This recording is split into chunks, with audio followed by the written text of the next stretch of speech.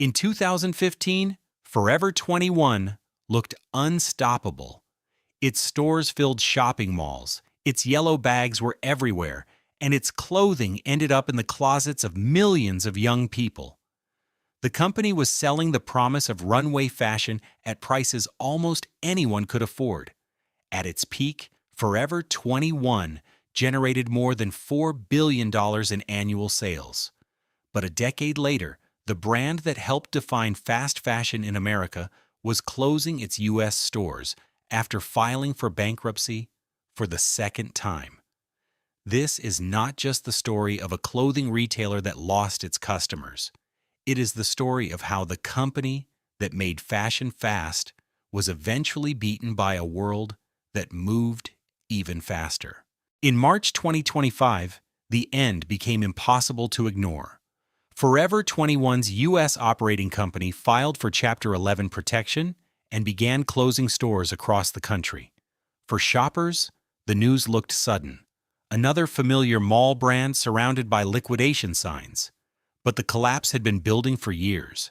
Behind the bright lights and racks of cheap dresses was a business carrying the weight of enormous stores, expensive leases, growing losses, and an industry changing faster than its leaders could react.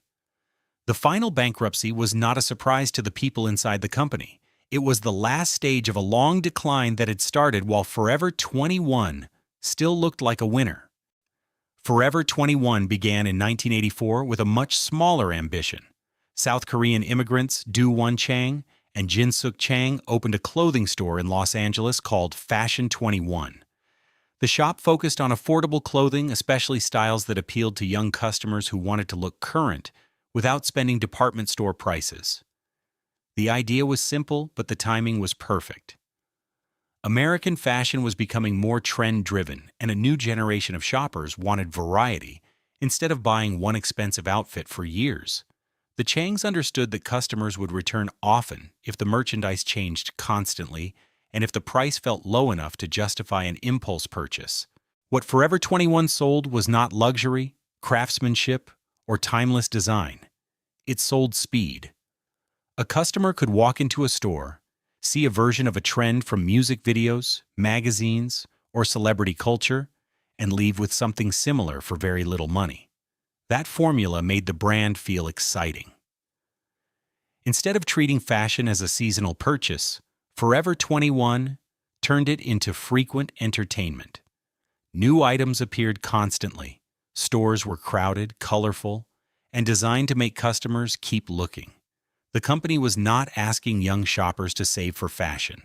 It was asking them to buy now, wear it quickly, and come back next week for something new. The strategy worked beyond anything the founders could have imagined. Forever 21 expanded across the United States and then around the world. By the early 2010s, it was opening giant flagship stores in prestigious shopping centers, sometimes taking over massive spaces once used by department stores. The stores became destinations of their own.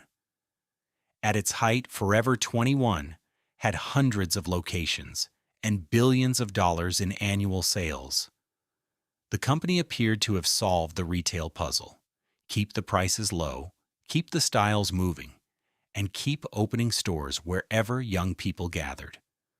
For a while, every new location seemed to prove that the formula could work forever. But the same expansion that made Forever 21 look powerful also made it fragile. Giant stores required giant commitments.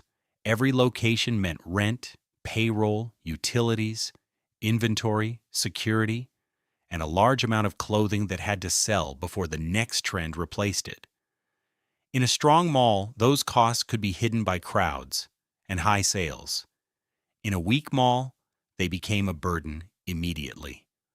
Forever 21 was growing through a model that depended on physical foot traffic continuing forever. It was betting that people would keep driving to malls, walking through stores, and discovering fashion from racks rather than from a screen in their hand. During the same years that Forever 21 was getting bigger, the American mall was getting weaker. Consumer habits were shifting. More people were shopping online, and fewer people were treating malls as the center of their weekend. A mall store could no longer rely on customers simply walking past the entrance. It had to compete for attention against websites, social media, streaming entertainment, and thousands of other choices. For brands with flexible online systems, this change created opportunity. For a company tied to enormous mall locations, it created a problem that grew worse with every empty corridor and every customer who decided to stay home. The internet changed more than where people bought clothes. It changed how quickly trends were created. Instagram, influencers, celebrity posts, and short videos made fashion move at a speed that traditional retail systems struggled to match. A trend could appear online in the morning and feel old a few weeks later. Customers were no longer willing to wait for a buyer to predict the next look, place an order months in advance, ship it to a warehouse, and then send it to a store.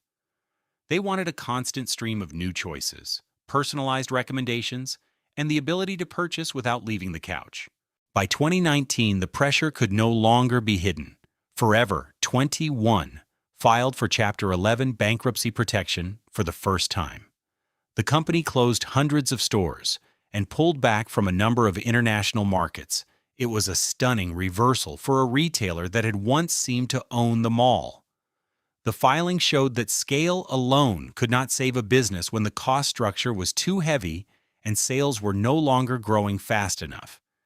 Yet Forever 21 still had something valuable: a famous name, recognizable stores, and a place in the memories of millions of shoppers. That was enough to attract a rescue. In 2020, a group that included Authentic Brands Group, Simon Property Group, and Brookfield acquired Forever 21 out of bankruptcy. The deal made sense on paper. Authentic Brands specialized in famous consumer names. Simon and Brookfield had major interests in shopping malls. Keeping Forever 21 alive could help fill large spaces that would otherwise sit empty and damage the appeal of entire shopping centers. The company had survived its first bankruptcy, but survival is not the same as recovery. The new owners had saved the brand from immediate collapse. They had not removed the larger forces that were making the old mall-based retail model harder to sustain. After the rescue, Forever 21 was still operating with the same basic weakness. Its business depended on huge stores, expensive leases, and large amounts of inventory arriving before the company could know exactly what customers wanted. That system had worked when the brand was ahead of its competitors. Now it was competing in a market where speed, data, and direct online access mattered more than store size. A giant store was no longer automatically an advantage. It could become a costly warehouse sitting inside a mall, waiting for the right shoppers to walk in. The business needed a transformation, not simply new owners.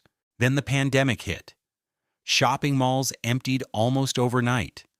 Stores that depended on physical traffic suddenly faced closed doors, uncertain reopening dates, and customers who were buying more of everything online. The pandemic did not create Forever 21's structural problems, but it exposed them with brutal speed. Online shopping became a habit for people who had previously preferred stores. Delivery became normal. Digital promotions became more important. When customers returned to physical retail, they did not return with the same loyalty or the same patience. The world had moved closer to the kind of shopping experience Forever 21 was least prepared to provide. While Forever 21 was trying to stabilize, companies like Shein and Temu were changing the rules of low-cost retail. They were not simply traditional fashion chains with cheaper prices. Their systems were built around online demand, app-based shopping, rapid testing of products, and direct delivery to customers. They could show thousands of new items without paying rent for hundreds of large storefronts.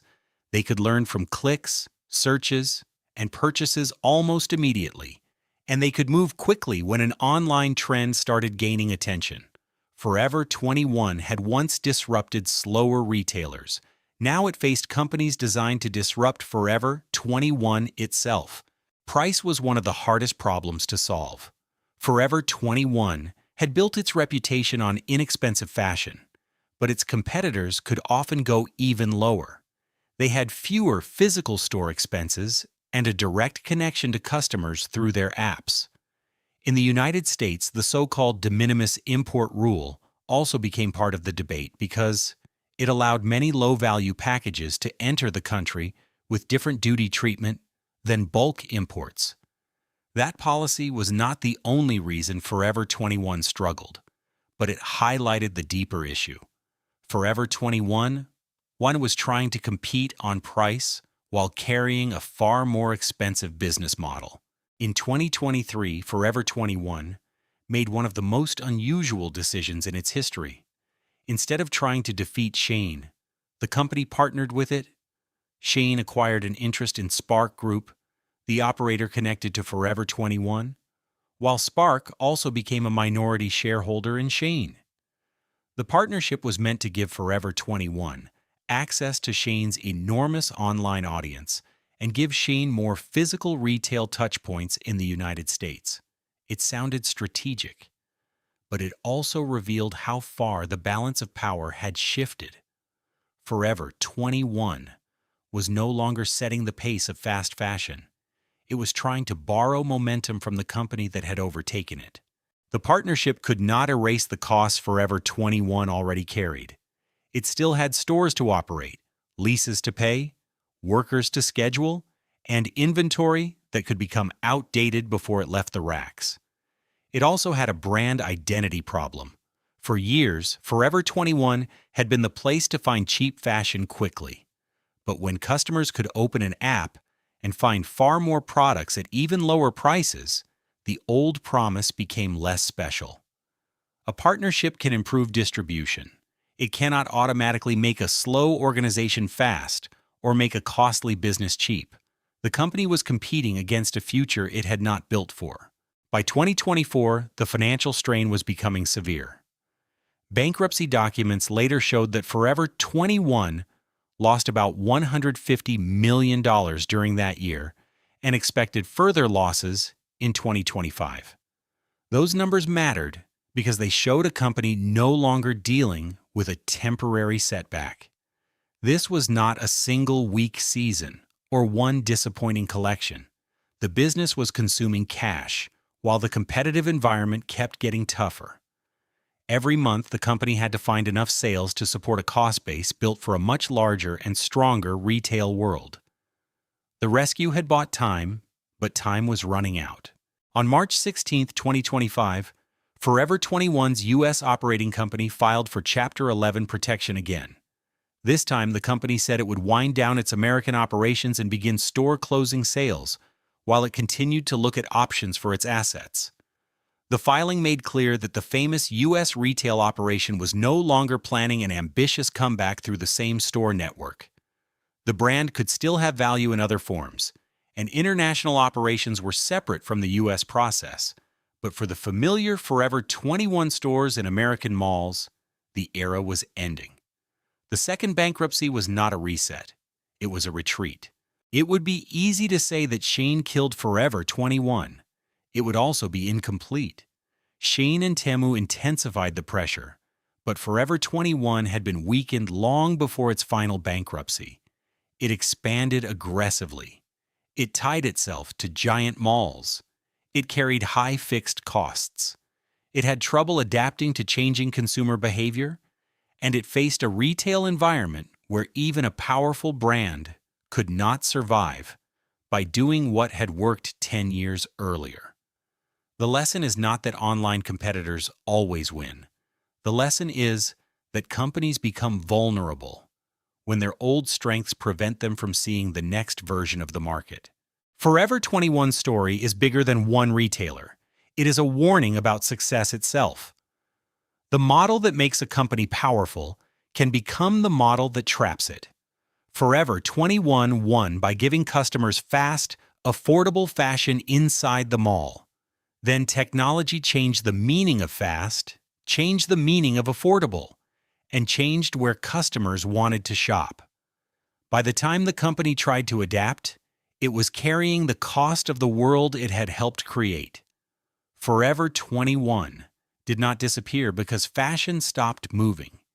It disappeared because fashion started moving without it. Its final lesson is simple. A brand can own a generation and still lose the future if it mistakes its old advantage for a permanent one. Which company should Empire Files investigate next?